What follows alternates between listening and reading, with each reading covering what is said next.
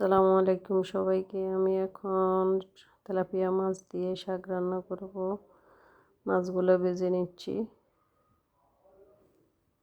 ভেজে চুলায় পানি দিয়ে দিলাম।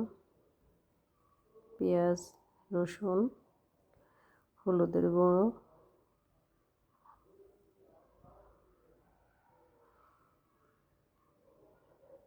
একটু জিরে দিলাম, অল্প সামান্য একটু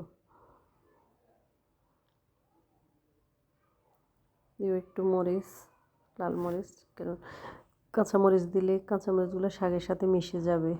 দিলাম একটু তেল। এবার শাকের ডাঁটগুলো কষিয়ে নেব আলু দিয়ে। এগুলো আগে না কষালে একটু শক্ত থেকে যাবে। এদিকে আমার মাছ হচ্ছে।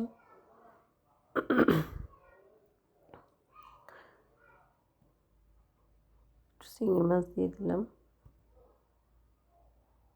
শাকগুলো দিয়ে দিব।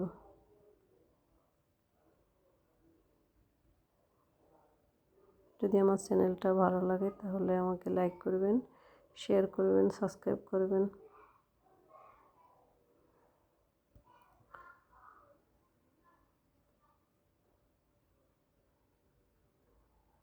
নেড়ে চেড়ে দিয়ে আবার একটু ঢাকনা দিয়ে 5 মিনিট রেখে দেব।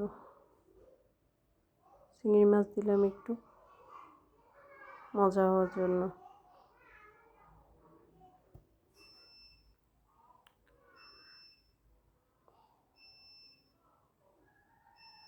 এটা আমাদের নিজেদের গাছ, কোনো স্বাদ দেওয়া হয় না, কিচ্ছু না।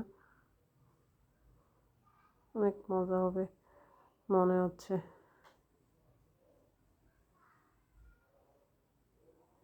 এবার মাছগুলো দিয়ে দিচ্ছি।